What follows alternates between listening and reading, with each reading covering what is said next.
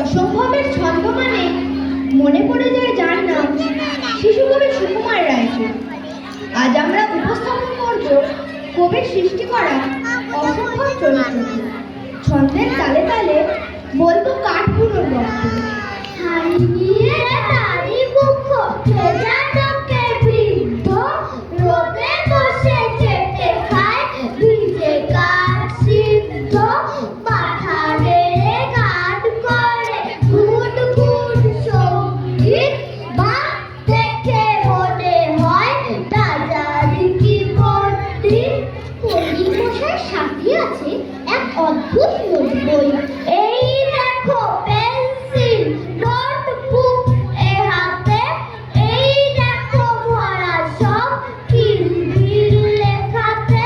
ভালো কথা শুনি যাই চটপট লিখি যাই শরীরের কটা ঠ্যাক আর শুলা কি কি খায়।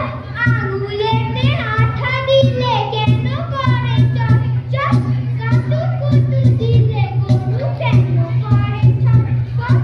দেখে শিখে পড়ে শুনে বসে মাথা নিজে নিজে টাকা বোঝায় লিখে আমি গান করে গট গট, ওরা করে টন টন। ওরে রামা ছুটে আয় নিয়ে আয় লণ্ঠন, কাল থেকে মনে মন লেগে আছে খটকা। ঝোলা গুড় কিসে দেয় সাবান না পটকা। এই বেলা প্রশ্নটা লিখে রাখি গুছিয়ে, জবাবটা জেনে নেব পেজ দাগে খুঁচিয়ে। পেট কেন কামড়ায় বলো দেখি বারোকে, বলো দেখি ঝাঁজ কেন জোয়ানের আরোগে। তেজপাতে তেজ কেন, ঝাল কেন লঙ্কায়, নাক কেন ডাকে আর পিলে কেন চমকায়। তার নাম দুন্দুভি, তাকে বলে অরণি। বলবে কি তোমরা তো নোট বই করনি। সব লিখেছে এই কিতাবে দুনিয়ার সব খবর যত, সরকারি সব অফিস খানা কোন সাহেবের কদর কত। কেমন করে চাটনি বানায়, কেমন করে পোলাও করে, অনেক রকম পুষ্টি করে ঝাল দিচ্ছে পোলাও করে। সাবান কালি দাঁতের মাজন পানাপান সব কায়দা পেতা, পূজা পার্বণ প্রীতি হিসাব শ্রাদ্ধ বিধি লিখছে হেতা। সব লিখেছে কেবল দেওয়া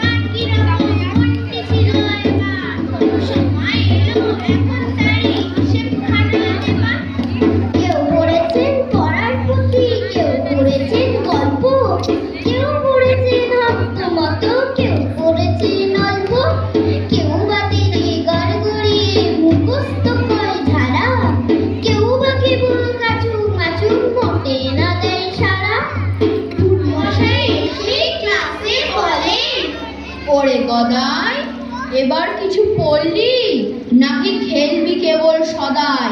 গদাই ঘরে ঠক